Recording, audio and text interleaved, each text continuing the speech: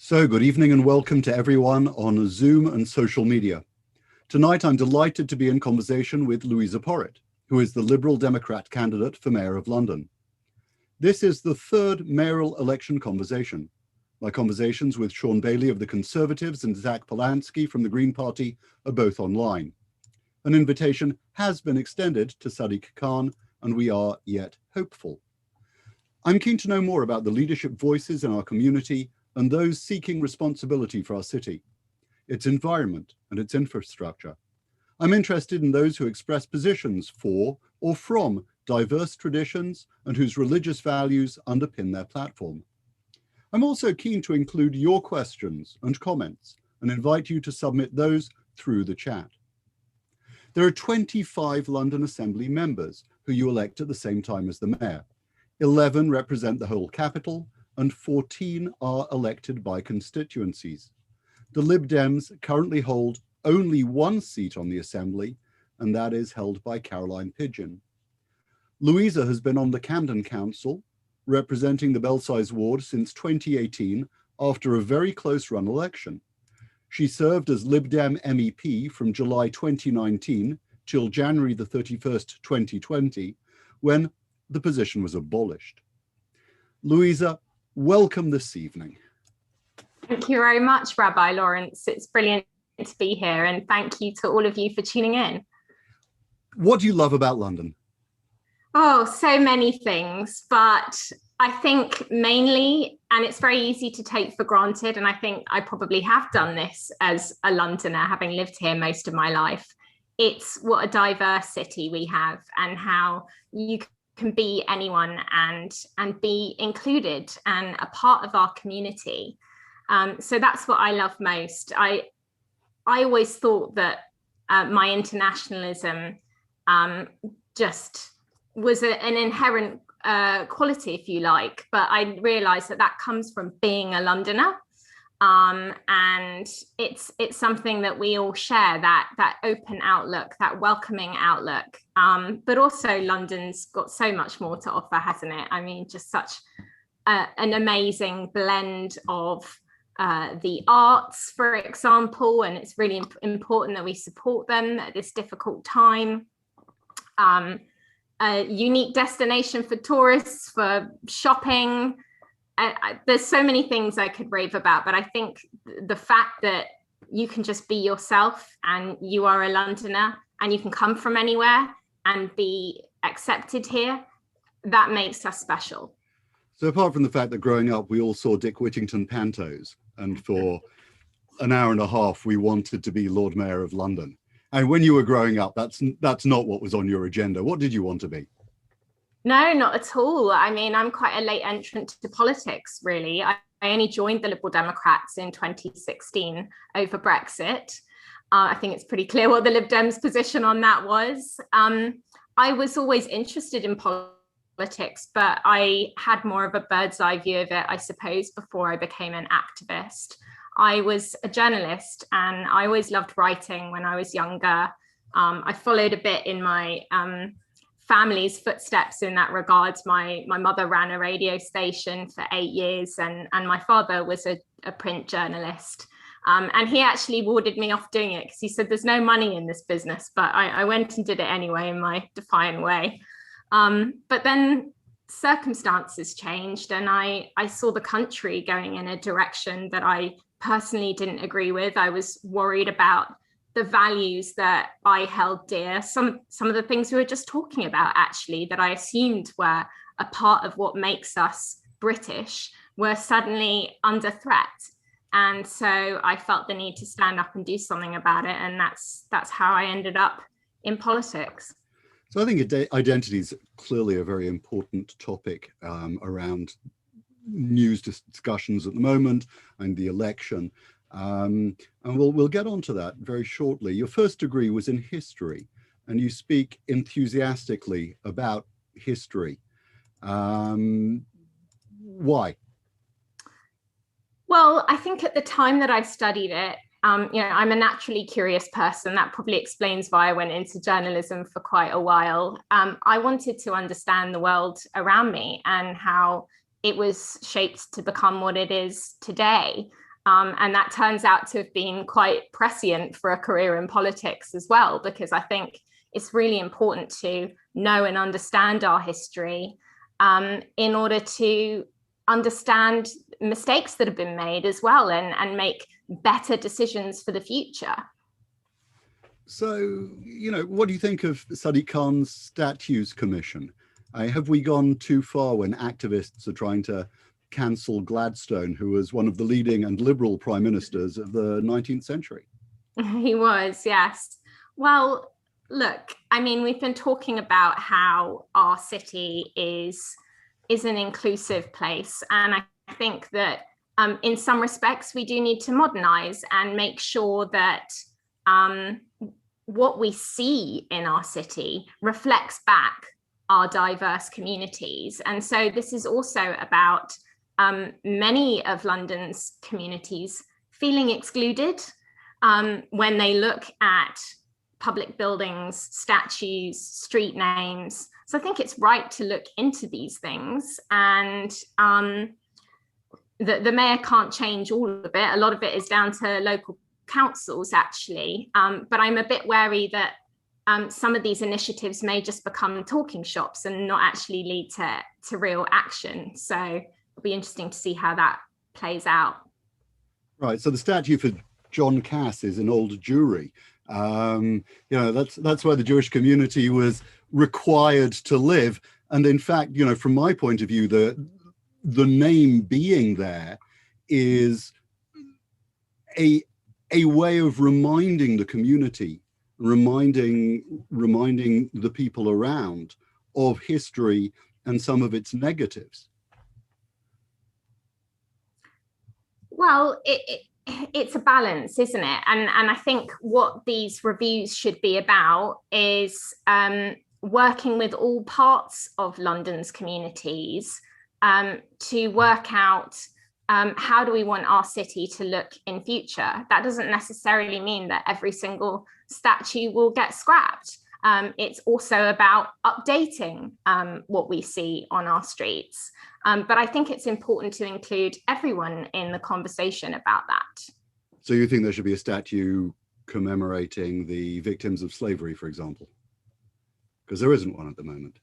Yeah, absolutely, I do. And it's important that Britain owns up to and recognises its own dark history, because that's part of the reconciliation process and how we're going to move on as a society. Right. So how did you get into public service? Well, I started off as a councillor for my local community. So the ward that I represent, Belsize, is the place where I grew up. And that was very motivating for me to have the opportunity to serve my local community. But I suppose if I was to search a bit more deeply as to what drove me towards that, I think my mother instilled quite a strong sense of duty in both my brother and I growing up. He's a police officer. I've ended up serving my local community as a councillor and then London as an MEP. So I think it's not accidental, really, how this has played out in the end. So there's a strong service ethos within the family.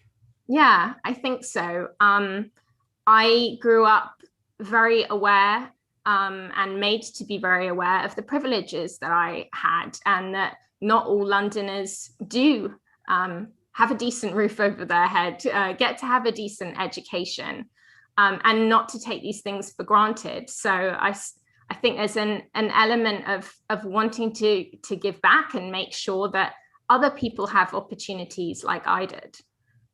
Right. So you grew up with a strong background, different cultures, the opportunity to travel. You studied in Paris, you studied economic theory in Paris. What took you over there? Well, it was a few things, but the personal motivation was the fact that I studied French at school, but I wasn't that confident at speaking the language, and I really wanted to become fluent. And the reason for that is that when I was 20, I went to a family reunion in France. This is my extended family, a lot of people I was meeting for the first time on my mother's side. And I got put at the table of French and French-speaking family. And it was quite frustrating for me listening to the conversation, being able to follow what was going on, but not being able to speak well enough or fast enough to really engage. So that's where it came from. French is my grandmother's first language. And it's been nice to be able to speak to her in her first language since I honed my skills. But also it was about the opportunity to study abroad, study elsewhere in Europe, know what it's like to live in another country, learn about another culture. And it was an amazing experience doing my master's in Paris, because I was also studying with people who had come from all over the world to do those programs. So I think that really cemented that internationalism that I was referring to earlier, that was probably quite inherent as a Londoner, but reinforced by that experience. You've spoken about your mother, your grandmother, your father inspiring you. Just talked about the students around you inspiring you. Who's given you political inspiration? Oh, wow. Well, lots of people. I mean, there's the famous ones. President Obama, Hillary Clinton. I know she's not popular with anyone, but she was a trailblazer. Kamala Harris today. There are actually lots of young women leading the way in politics now around the world as well. People like Jacinda Ardern in New Zealand, Sanna Marin in Finland. It feels like a great time for young female political leaders, and those role models weren't really around when I was growing up. But I've when also I was in New Zealand 15 years ago, I was there for a oh, while. wow. All So the political leadership, changed. Everyone from Attorney General through all the leaders of the parties were the women. It was quite an interesting time. Yeah. Well, there you go. A bit of an outlier in that regard then. First country to give women the vote. Sorry? First country to give women the vote. There you go. Very progressive country. Maybe we can learn a thing or two. I think we can. How do you come to stand for the European Parliament? Well, it all happened very quickly, to be honest. It was quite a whirlwind because for a start, we didn't even know as a country whether we were going to be participating in the European elections until a very late stage. So it all happened very fast, from me going through the party's internal selection processes to become a candidate, to officially becoming a candidate. But the motivation was the same as the reason why I joined the Liberal Democrats in the first place. The party took a very strong stance against Brexit, was the first to call for a second referendum on the deal that was eventually negotiated. Sadly, we never got that, but it seemed like an opportunity I could not ignore to stand up for those values and fight for all the young people that I wanted to have the same opportunities that I did going and studying in France. So that's what I went to Brussels to do. And I put my heart and soul into it. I'm only sorry that it didn't work out. So what did you achieve in those 7 months? Actually, quite a lot, considering I was there for a short time. I mean, one of the things that I'm most proud of is that I raised the case of Nazanin Zaghari-Ratcliffe at the European Parliament in 2 urgent resolutions, so the equivalent of a motion is the language we'd use here. So I brought her case to the floor of the European Parliament twice. But I also brought her husband, Richard Ratcliffe, to the Parliament to speak there, to meet with the media.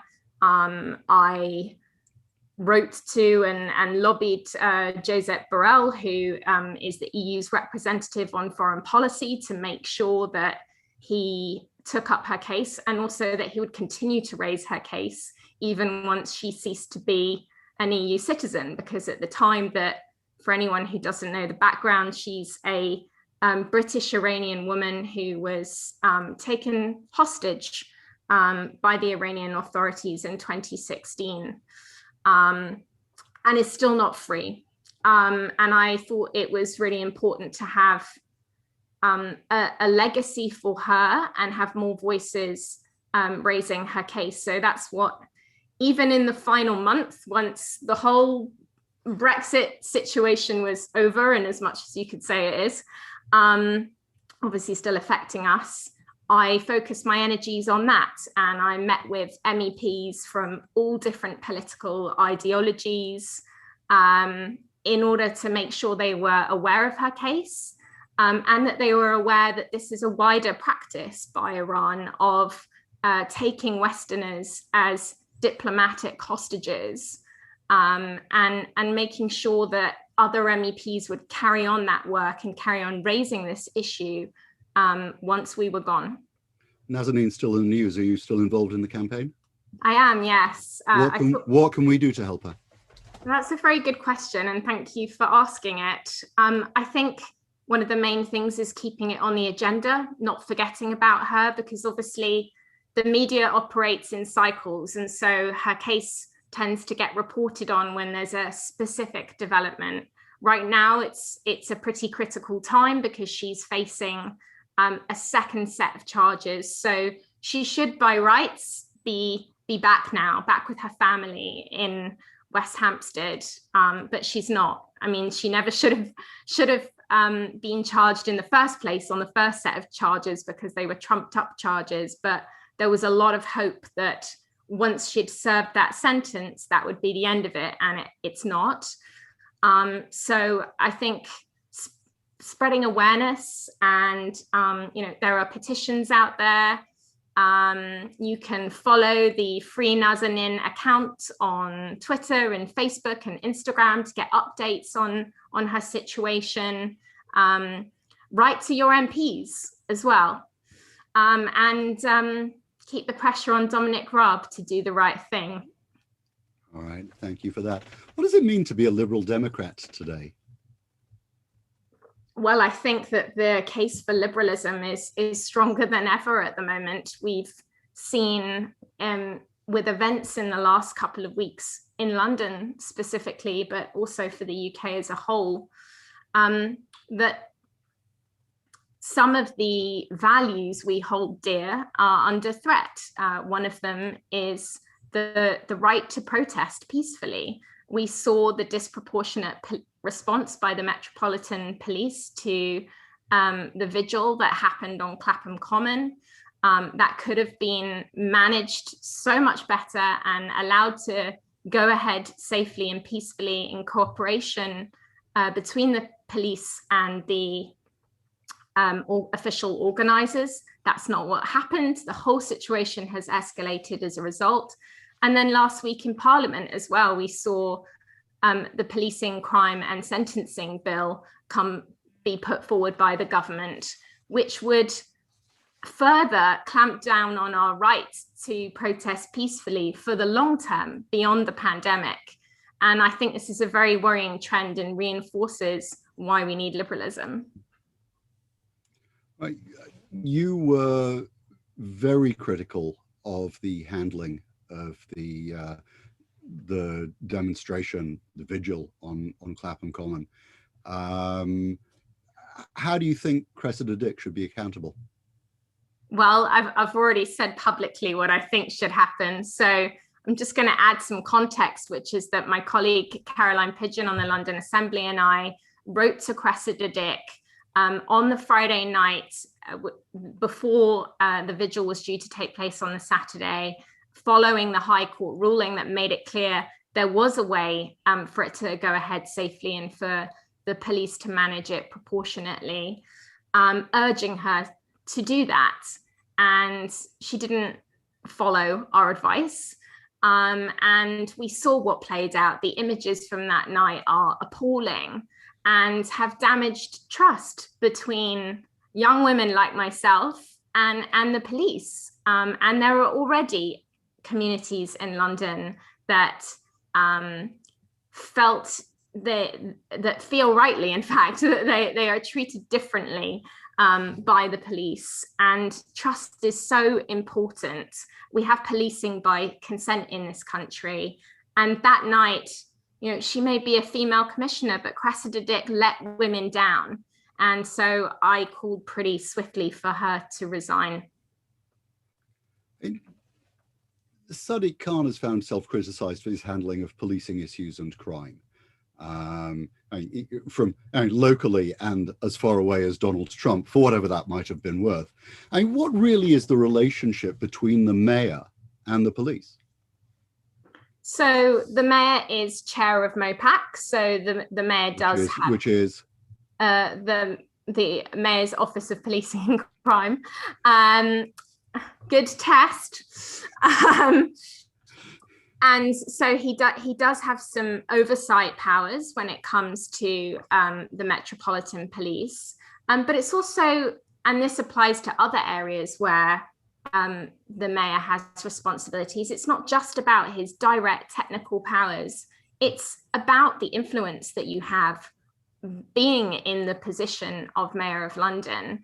And so what I think was missing from Sadiq Khan in the response to all of this is not doing what I did, proactively writing to Cressida Dick, making it known what his position was on this in advance of it happening. He only reacted in the aftermath when an avoidable situation had already played out. So I think that's where a mistake was made. Right. On your website, you talk about policing as one of the priority areas. We'll get to some of the other ones. We're on this one at the moment. You say that it should be a police service and not a police force. What do you mean by that? So this comes back to the issue of trust again for me.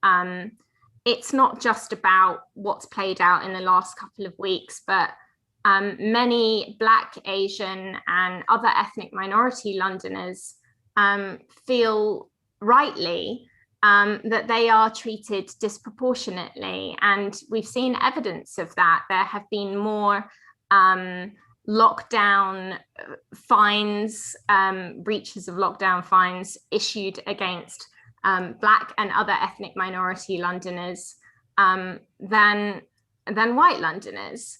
And we also know that Black, Asian, and ethnic minority Londoners are disproportionately stopped and searched, particularly under the blanket powers that the police have to use suspicionless stop and search when there's a Section 60 order in place. So these are usually used after an incident of knife crime has happened, for example. And ultimately, for the police to be able to do their jobs well, they have to be trusted by the local communities they serve and embedded in those communities, because that's how they gather intelligence as well. So a couple of weeks ago when I was talking to Sean Daly, he said that he was very much pro stop and search and increasing its ambit. Last week, Zach Polanski from the Greens said that he was very much opposed to stop and search. Your website has intelligence-led stop and search. What does intelligence-led stop and search mean? Yeah, so I think there's an important distinction to be made here.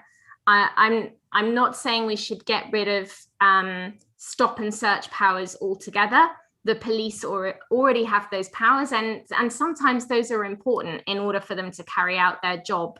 But what has proliferated under Sadiq Khan since 2016 is the use of these Section 60 orders. So that's suspicionless stop and search, whereby the police can stop somebody without giving a reason as to why they've done that. And I think that's what fundamentally damages trust between the police and local communities. And that needs to be stopped, in my view. I've long said that. I've said that as a Camden councillor many times. But if they're giving a reason, then it's less harmful to that relationship with the local community, because they're explaining and engaging, and they are doing those stops in an informed way based on intelligence that they have received linked to a specific crime. Thank you. On your policing section, which is the fourth item down in your campaign list, which I'm assuming is somewhat prioritized, you've got community policing and reopening police stations. You've got police service, not a police force. And then on that, under policing, you've got a London youth service with after-school activities. The idea sounds great. I'm interested to hear more about it. Also, why is that under policing? Sorry, what was the last bit of the question? Why is it under policing?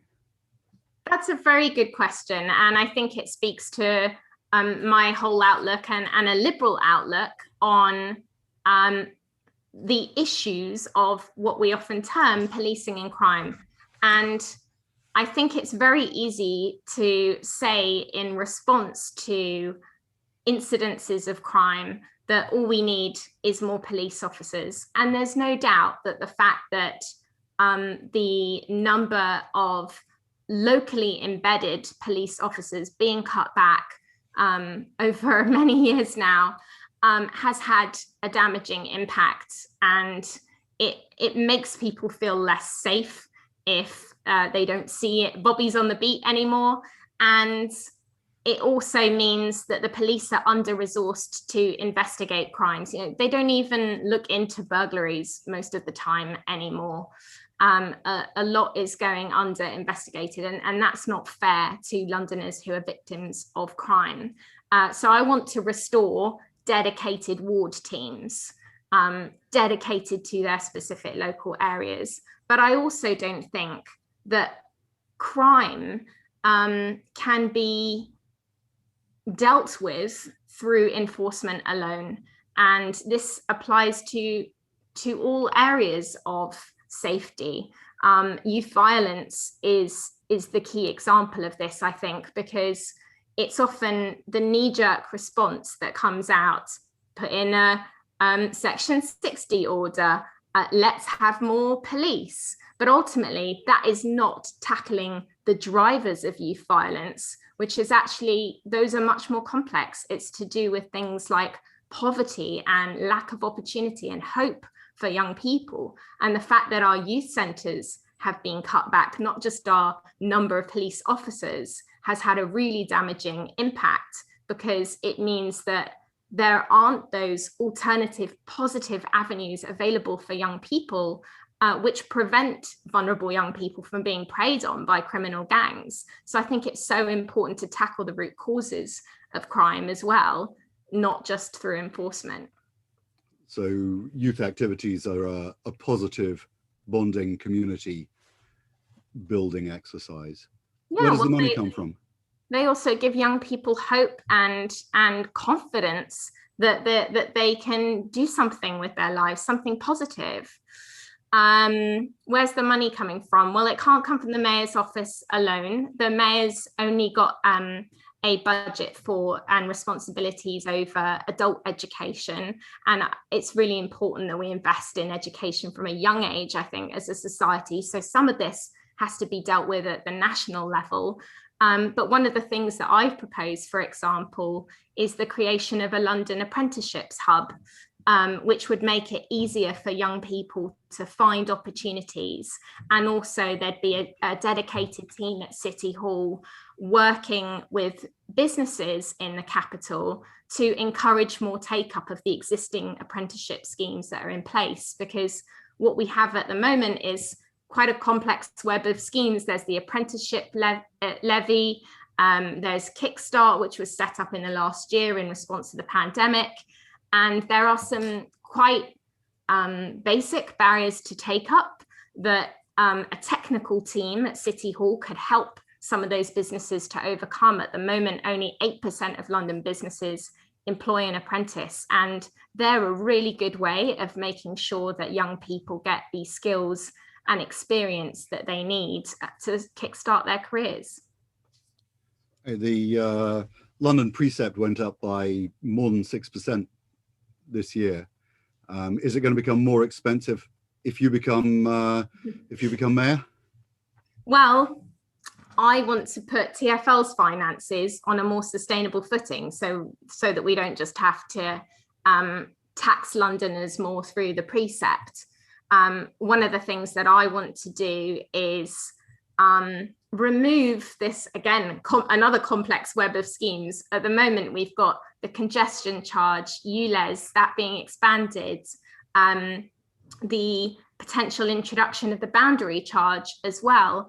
And a lot of these existing schemes disproportionately impact people based on where they live or where they happen to work. Instead, I would introduce a London-wide, fairer pay-as-you-go road pricing scheme, which would help to raise revenue for TfL and put TfL's finances on a more sustainable footing for the future. Because what's clear is that TfL won't be able to rely on the income from fares anymore that it did in the past with this shift to home working that's underway in our capital.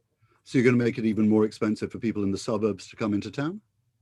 No, it doesn't make it more expensive, because you haven't then just got flat rates in specific areas. It's actually much fairer and more progressive than what we have in place, because we have the technology to charge based on things like the length of journey undertaken, the type of vehicle being driven, the level of emissions that produces. So it's also a greener option. And actually it would mean that a lot of people would be paying less, not what they are currently, but it's spreading that charge and that impact, which is much fairer. And free travel for senior citizens?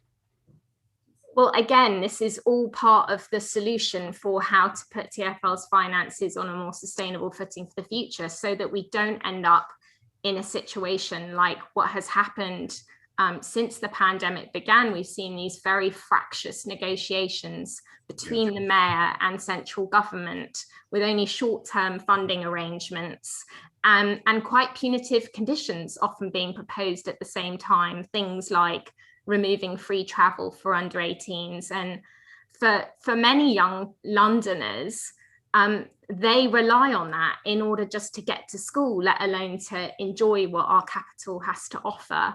So it's so important that we don't allow those sorts of conditions to be introduced. And I do think the government should be stepping in the short term in this emergency situation we've been in. They've given guarantees to private rail companies outside of London, so they should be supporting our public transport network as well. But I also think it's really important that the next mayor has a plan for how to finance TfL in the future, and that's what I'm offering. You've got a plan for jobs, a plan for homes, a plan for clean air, a plan for policing, and a plan for Europe. My daughter's a student. This is going to be the first time she steps into a ballot booth. What's your plan for London for her? Well, it's her future, isn't it? And so much of what I'm putting forward is about investing in young people in London. I remember what it was like graduating in the last recession into an uncertain jobs market. And I had to jump around from one internship to another and short-term contracts. It was difficult. And I don't want young people in London today to become a lost generation as a result of the pandemic. We know that youth unemployment is rising fastest, not just in London, across the country, in fact, but London's also got sharper unemployment as a whole than other regions in the UK right now due to the pandemic. So I think making sure that there are jobs for young Londoners is key. Homes, I want to finally tackle the affordability crisis that means that our city feels inaccessible to a lot of young people. I've lived in overpriced rented flats, often managed by not very good landlords.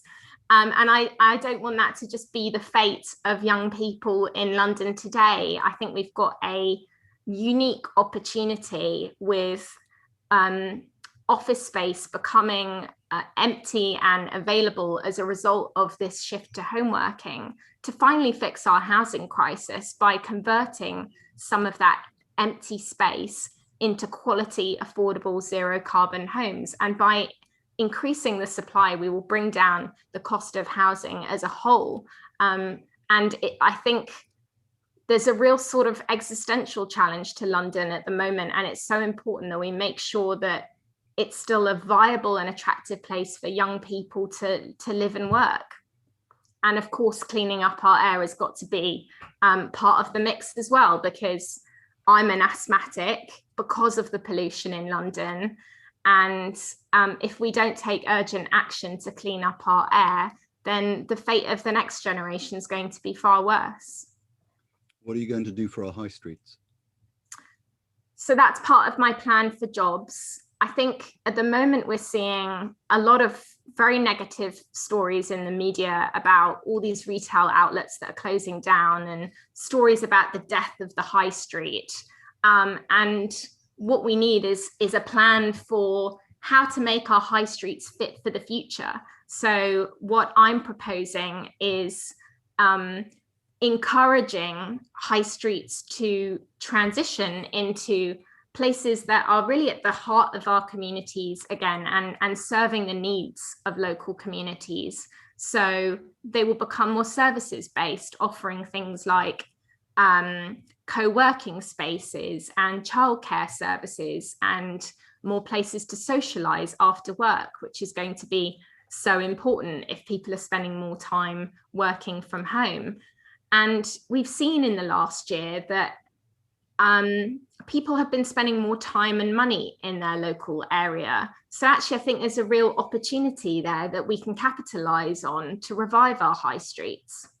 There's a lot of emphasis on the inner city. What's your message for those of us living in the suburbs?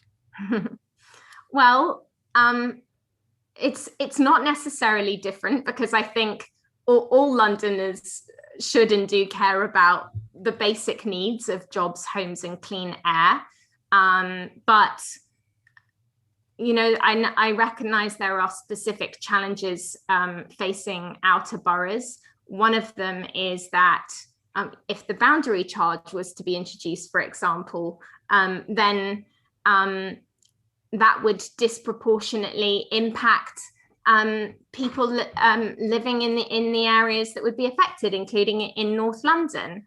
So that's why I think we need to move away from these knee-jerk schemes that would disproportionately affect some people based on where they live. And I think that we also, with the housing crisis, this concept of creating homes in the heart of the city that I've proposed, using some of that empty office space that's becoming available in central London, actually is an opportunity to reduce the pressure on building in outer London. And what we're seeing at the moment is a lot of local councils in the outer boroughs, not just in North London, but in South London as well, in the areas where we run councils. It's really hard for them to meet their housing targets because there's just a diminishing amount of space available. And actually, we don't want to lose the precious green space that we have. So I think having a plan for how we're going to deal with this existing space that's available and thinking more creatively about that also helps those living in the outer boroughs. Development of housing around London, how are you going to keep green land green? Sorry, what was the exact question? Expanding housing around London. Yeah. How are you going to keep green land green? You know.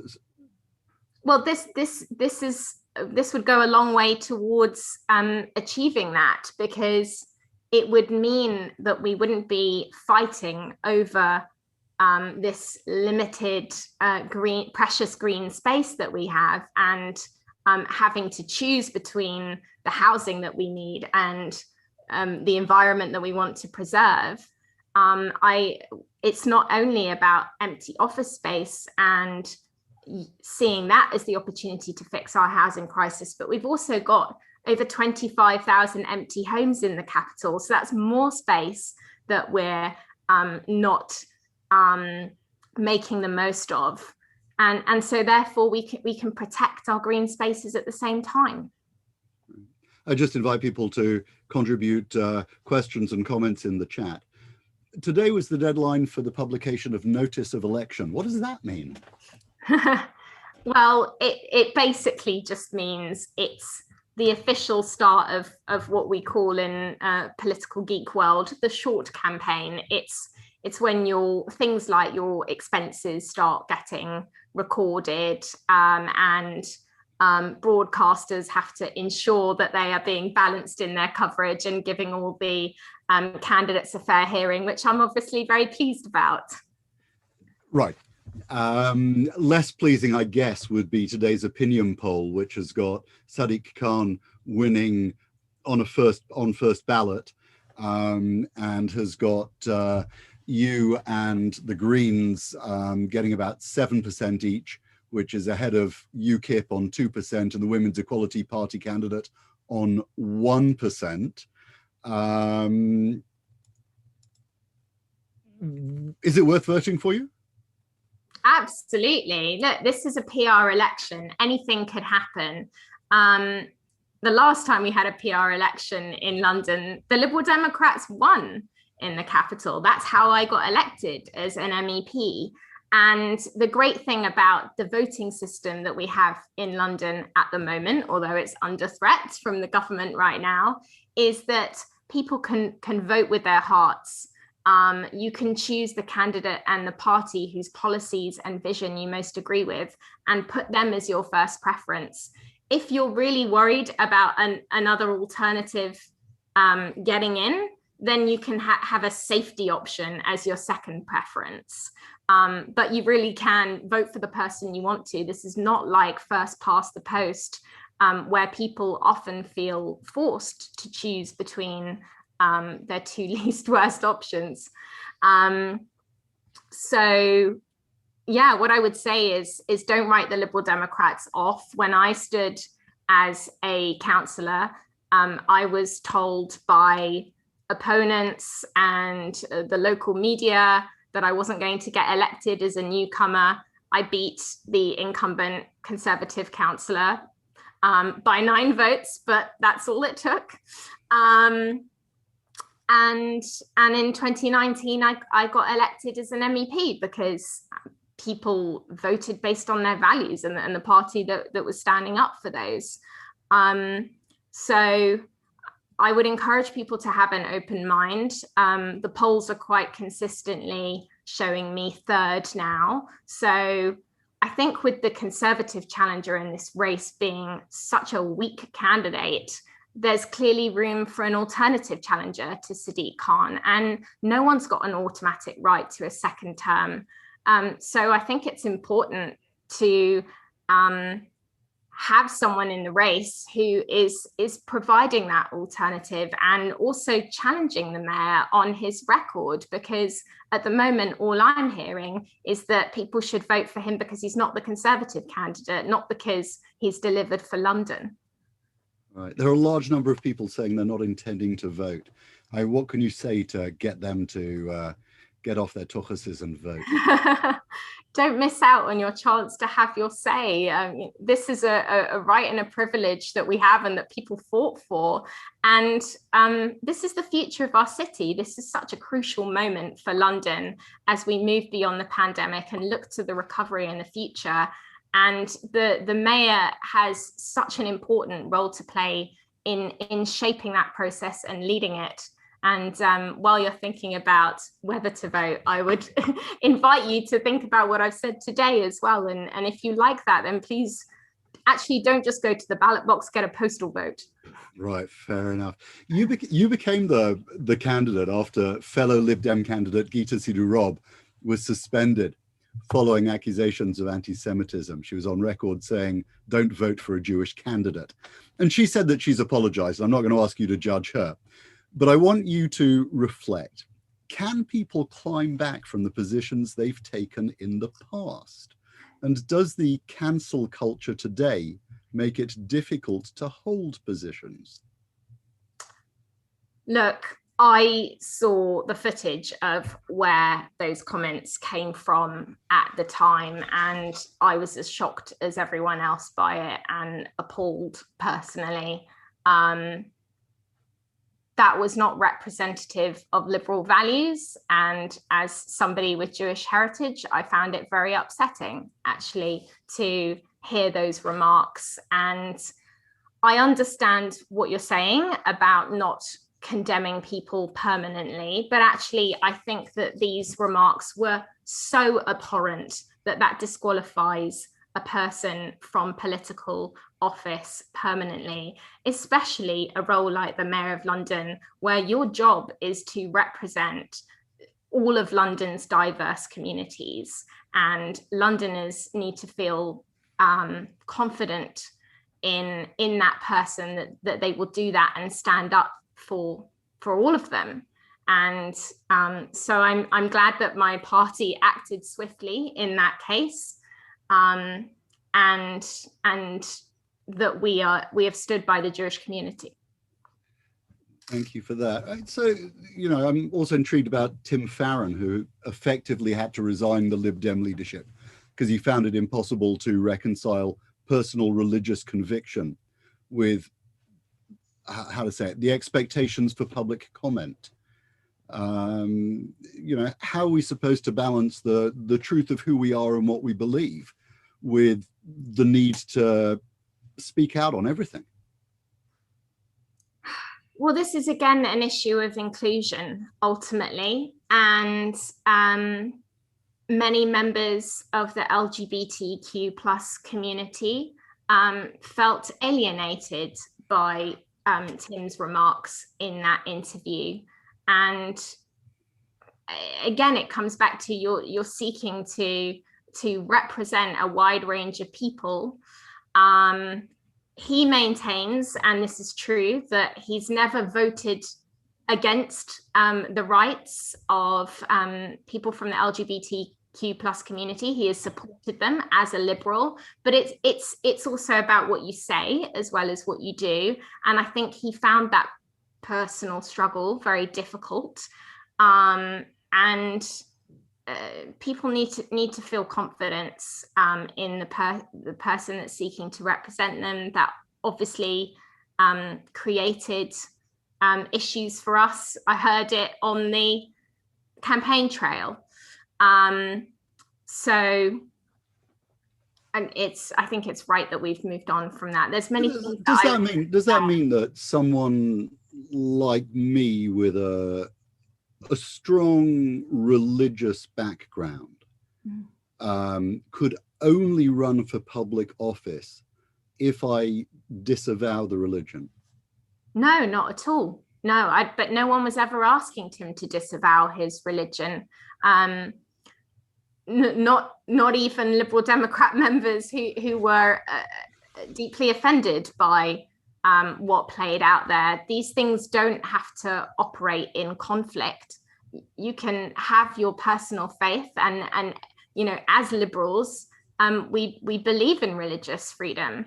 But as a politician, you're also there making decisions, voting on behalf of others. So, and as a liberal, you have a right, a responsibility rather, not to do anything to harm the rights and freedoms of others. So you can have your religious belief, but that can't, in practice, be at the expense of harms to other people. And I think that's something that we can all identify with.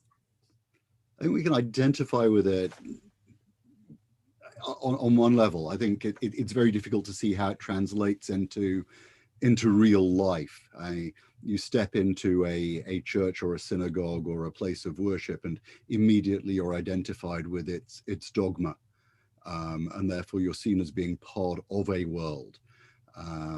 You can vote one way, but you're called upon in the media to speak out on issues where you would rather have your personal views kept quiet.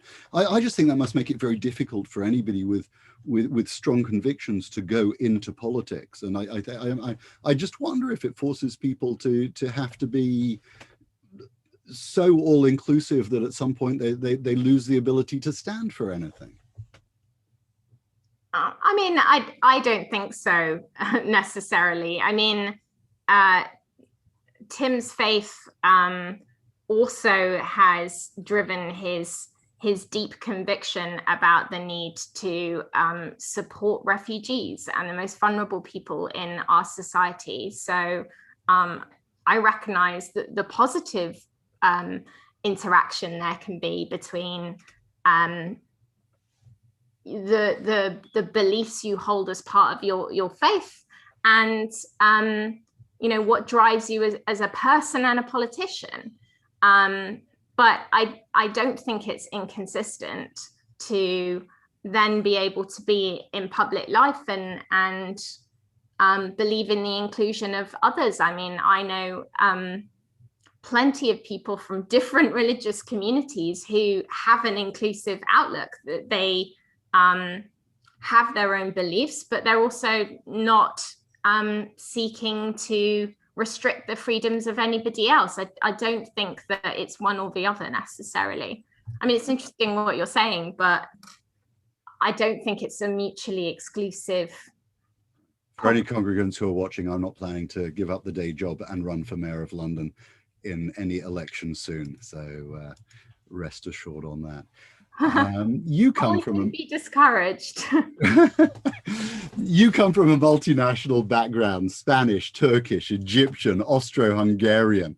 The Jewish News recently I don't know, outed you, that's probably the wrong word, as Jewish on your maternal grandmother's side. Yeah. How did you consider yourself on the ethnicity question in yesterday's census? It was a difficult one for me. It prompted me to ask myself a whole bunch of questions all over again that I've been asking for a little while now. I've come to my Jewish identity quite late in life, so it's been a bit of an unusual experience in that regard.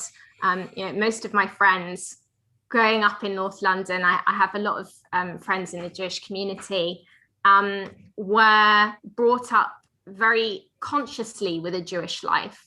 I didn't have that because actually this identity is laid dormant in my family for 3 generations now. And there are some quite specific reasons for that from what I've looked into. So my grandmother grew up in Alexandria in Egypt, and the reason why the family there left Alexandria is that it became very oppressive for Jews under Nasser. And so I've pieced together the bits of my heritage that I can to understand why is it that my mother wasn't consciously brought up as Jewish, and therefore myself as well. And I think this goes part of the way to explaining it, that unfortunately, because Jews have been persecuted throughout history, sometimes that has led to people feeling that they need to suppress that part of their identity. And it's something that I have to admit I've wrestled with as well. First of all, I didn't really want to come across as a hypocrite by just describing myself as Jewish and not knowing enough about what that means. So I've been taking the time to learn more, which has also coincided with getting more involved in politics and seeing firsthand the things that matter to the community, but also often the dark consequences of being Jewish. I mean, here in my ward and surrounding areas, there was anti-Semitic graffiti that emerged. And we saw what happened in this footage from Stamford Hill. A pregnant woman was attacked just for being Jewish. And I've had to ask myself the question, having received quite a lot of abuse online when I was an MEP, just for being young and female, what's it going to mean to describe myself as Jewish as well? And what might that lead to? And it's very sad to have to ask yourself these questions, but that is the reality. Do you think there's a London identity? Should we be proud of being Londoners together? Yeah, I think so. I mean, beyond our diversity and our different ethnic identities, should there be some kind absolutely. I mean, I think that London is a mosaic, isn't it? We're proud of the fact that we have lots of different and diverse communities, and that everyone can be proud of their individual identity, and often blend of identities. We've talked about some of mine today, being European, being British, having this Jewish heritage as well. And that those things don't have to exist in isolation. But at the end of the day, we're all Londoners wherever we've come from. And that's what I love about our city. I mean, my mother and my father both came here after university. My mother hadn't grown up in this country. She's not had a problem, being accepted as a Londoner and being able to do what she wanted to. And similarly for my father, coming from Huddersfield, from a poor family. So I think London's still a place where it feels like there's lots of exciting opportunity available, but I think there's work to do to make sure that that's the reality for people as well. Do you think there's some kind of stouch between Westminster with its own national vision and London, which is seeing people, there's pressure to move out of London and to take things away from London? Yeah. Do you think there's a tension there that we might lose out? Or do you see us building something new and different? There's absolutely a tension there that is fueled by both the government's narrative and its actions. I think that this levelling up agenda is playing out in quite a negative way for London, and overlooks the fact that we have our own challenges and we have massive inequality in our city. We've got the second highest number of children in need of free school meals in England and Wales. We've got the highest levels of child poverty. So the idea that London is just a place where everybody is wealthy and we can be left alone now because we're fine is lazy and ignorant, in my view. And it's right that we rebalance the UK economy as a whole. But it's also important to remember that London is a massive contributor to the rest of the UK, and leaving us behind will affect the rest of the country. I mean, on a really practical note, one of the things I've been speaking about in relation to the impact of Brexit is that we're losing a lot of financial services business, and that actually provides over 10% of the Treasury's annual tax take. Well, how are we going to fund our public services if those revenues aren't coming into the Treasury? What about loss of tourism? Well, that's obviously not just an immediate risk, a reality because of the pandemic. I mean, I welcome the fact that our vaccination program is happening at pace, and long may that continue. But I think it's going to be a while, clearly, before we can really open up, because different countries are vaccinating at a different pace. Right. Yeah. And I'm concerned by some of the rhetoric that's coming out at the moment from all different countries, because it's not us versus them either way. We need as much of the global population to get vaccinated as possible so that we can all get our freedoms back and our ability to travel. And that includes for people to be able to come to London. So tourism will continue to be hit in the short term, but that's why it's important that as part of our national strategy, and every other country, especially wealthy developed countries, should be doing the same, making sure that we're giving some vaccines away too, so that poorer countries get that supply, and we can all get back to whatever normality was. It seems like a long time ago already. At the moment, it looks like we need to be able to get some of the vaccines in to be able to give them away. Yeah, absolutely, and that's very worrying, and it really doesn't help because it's been framed as proof that Brexit was a good idea. I mean, I can point to many reasons why it wasn't, and it has negatively impacted us. But I think it's unhelpful that there have been leaders, like including Emmanuel Macron, was very disappointed that he was putting out some messages questioning the efficacy of the vaccine, and we've seen that's affected take-up as well. So he wasn't one of the French political economists that led you to study in Paris? Well, there are other things that I do admire about Macron, but I mean, I sat with colleagues from his party in the European Parliament, but actually for me, this reinforces how sad it is that we no longer have a presence there, because if I was still there, and our British colleagues more generally, then we would be having these conversations first to face and urging more cooperation. Whereas at the moment, you've got a very politically charged narrative from both sides, which is all framed around Brexit rather than the fact that, and kind of proving who was right and who was wrong, rather than the fact that we need to work together with our closest neighbours in order to deal with challenges that span across our borders. You talked about getting our freedoms back. What are you most looking forward to doing when restrictions are lifted?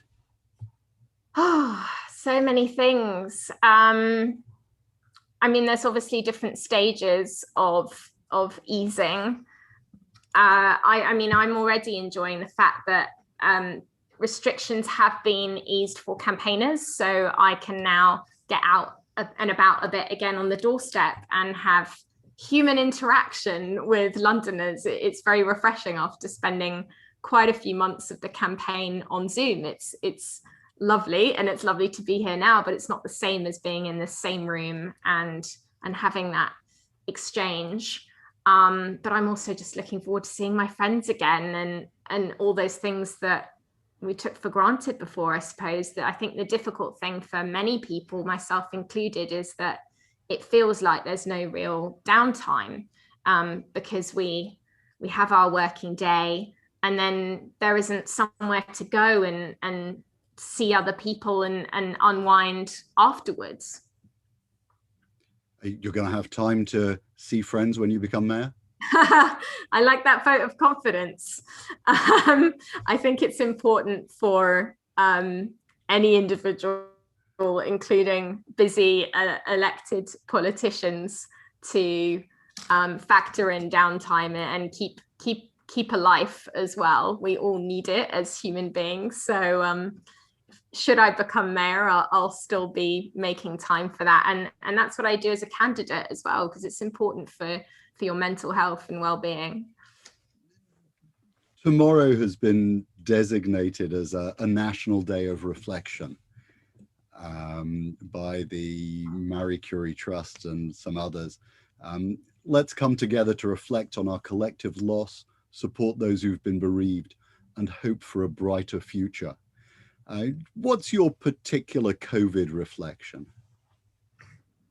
Well, there's obviously many somber things to reflect on, but the positive thing that I would reflect on is that I think we've seen the best of London in the last year, in the way that despite being physically apart, communities have really stepped up and come together to support each other and the people that have needed help the most throughout this incredibly difficult time. And I think it proves what potential we have as a city when the private, public and voluntary sectors work together for the best for our people. And that's the kind of potential I want to build on as mayor. So thank you for that. Thank you for the last hour. I'd like to thank Rachel Lee and your team for facilitating this. It's you know, I had a vote of confidence in you before. I'm not sure that I'm going to see your name replacing Sadiq Khan on the Mayor of London posters on public transport, but I am sure that we're going to be seeing a lot more of your name in the future. And I thank you for your candor, enthusiasm and vision, and I'm looking forward to seeing more of you again. Thank you. Thank you, Rabbi Lawrence, and thank you for your engaging questions. And please join us for more activities signaled on our Facebook website, on our Kol Kinlos website, and online over the next period. I wish everybody a safe evening and a Chag Kasher v'Sameach. Thank you very much, Luisa. Thank you. Thank you.